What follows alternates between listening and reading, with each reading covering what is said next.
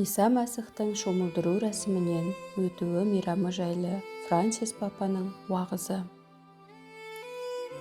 Құрметті бауырластарым, бүгін біз Иса Мәсіхтің шомылдыру рәсімінен өтуі мейрамын атап өтудеміз. Әрі Інжіл бізге ғажайып көріністі ұсынады. Иса Назарет қаласындағы жасырын өмірінен кейін алғаш рет жұрт алдына шығады. Иса Жақиядан шомылдыру рәсімінен өтуі үшін Үрдін өзенінің жағасына келеді. Матай жазған Інжіл 3:13-17. Бұл адамдардың тәубеге келіп, Құдайға бет бұруға уәде беретін рәсімі еді. Бір литургиялық әнұранда халықтың шомылдыру рәсімінен өтуге жалаңаш жүрегімен, жалаң аяғымен барғаны айтылады. Олар ашық, жалаңаш жүрекпен, Құдайдан ештеңе жасырмай, кішіпейілдікпен, ашық жүрекпен шомылдыру рәсіміне барады. Алайда Исаның күнәһарлармен араласқанын көрген әркім таң қалып, Иса неге бұлай істеуге бел буды? Өйткені Иса Құдайдың киелісі, Құдайдың күнәсіз ұлы. Олай болса, Иса неге өзін осылай ұстап тұр, деп сұрайды. Мұның жауабын біз Исаның Жақияға айтқан мына сөздерінен тауып аламыз. Қазір осылай болсын, солай Құдайдың әділ еркін толық орындауға тиіспіз. Матай жазған Інжіл 3:15. Құдайдың әділ еркін толық орындауға тиіспіз. Осы айтқаны нені білдіреді? Жақиядан шомылдыру рәсім қабылдағанда, Иса бізге Құдайдың әділдігін ашып көрсетеді. Бұл Исаның дүниеге берген нақ сол әділдік. Көбінесе біз әділдікті дұрыс түсінбейміз. Әділдіктің мәнін ұғынуға тырысамыз. Ойымызша әділдік дегеніміз, қате жасаған адам келтірген зиянды өтеп жасаған зұлымдығын түзету деген ұғым. Алайда, киелі жазба үйреткендей, Құдайдың әділдігі әлде қайда ұлы. Әділдіктің мақсаты күнәһарды айыптау емес, оны құтқару, жаңғырту, әділсіздікті әділетті адамға айналдыру. Осы әділдік Құдай әкенің жүрегінде жатқан сүйіспеншіліктен, жанашырлық пен мейірімділіктен туындайды. Біз зұлымдыққа ұшырап, күнәларымыз бен әлсіздіктеріміздің салмағынан құлағанда, Құдай бізге мейірім көрсетеді. Осылайша, Құдайдың әділдігі жаза беруді көздемейді. Паул елші айтқандай, Құдайдың әділдігі біздей Құдайдың балаларын ақтау, зұлымдықтың шырмауынан азайтайту, сауықтыру, рухани көтеру болып табылады. Иеміз әрдайым бізге тұруға көмектесу үшін қолын созады. Құдай бізді ешқашан жазалағысы келмейді. Сонда біз Үрдін өзенінің жағасында Иса өз миссиясының мәнін ашатынын түсінеміз. Иса күнәһарларды құтқарудан тұратын Құдайдың әділдігін орындауға келді.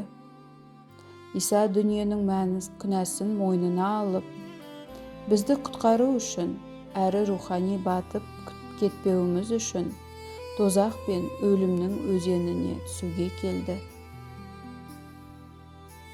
Иса бізге бүгінде Құдайдың шынайы әділдігі құтқаратын мейірімділік екенін көрсетеді. Құдай әділ деп ойлаудан қорқамыз, бірақ Құдай сондай-ақ мейірімді, өйткені оның әділдігі құтқаратын мейірімділік. Бұл біздің адами тағдырымызды бөлісетін сүйіспеншілік. Бұл бізге жақын болатын, біздің қайғымызға ортақтасатын, біздің рухани түнегімізге енетін және жүрегіміздегі жарықты қалпына келтіретін сүйіспеншілік қой. 16 Бенедикт папа былай деген: Құдай бізді өлім шыңырауының түбіне дейін барып құтқаруды қалады.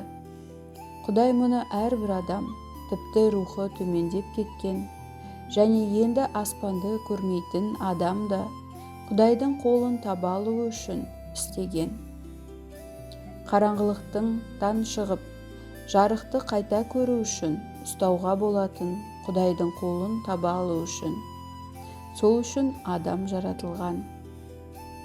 Бауырластарым, біз мұндай мейірімді, әділдік туралы ойлауға қорқамыз.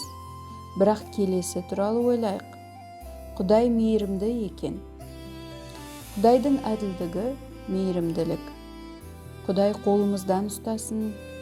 Біз Исаның шәкірттері болып, басқалармен қарым-қатынаста, кілеседе, қоғамда әділдікті көрсетуге шақырылғанбыз.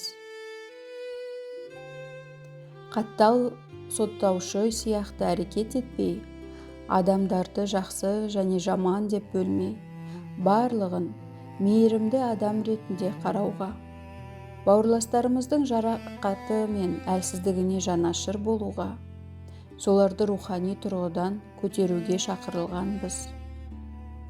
Менің айтайын дегенім, адамдарды бөліп жару емес, адамдарға жанашар болу керек. Адамдарды бөліп жармай, мейірімді болайық, Иса сияқты әрекет етейік. Бір-біріміздің ауыртпашылықтарымызды көтеріп жүрейік. Ғайбат айтып, бүлдірмейік, бір-бірімізге жанашырлықпен қарап, көмектесе берейік. Өзімізден, мен ұрсатын кісімін бе, әлде басқаларға жаны ашитын адаммын ба, деп сұрайық. Мен Исаның мейірімді шәкіртімін бе, әлде адамдардың бөлетін өсекшімін бе, деген сұраққа жауап іздеп көрейік. Өсек өлімші қару. Өсек адамды да, сүйіспеншілікті де, қоғамды да, бауырластықты да өлтіре алады. Өзімізден, мен адамдарды бөлетін кісімін бе, әлде адамдарды біріктіретін жанмын ба, деп сұрайық.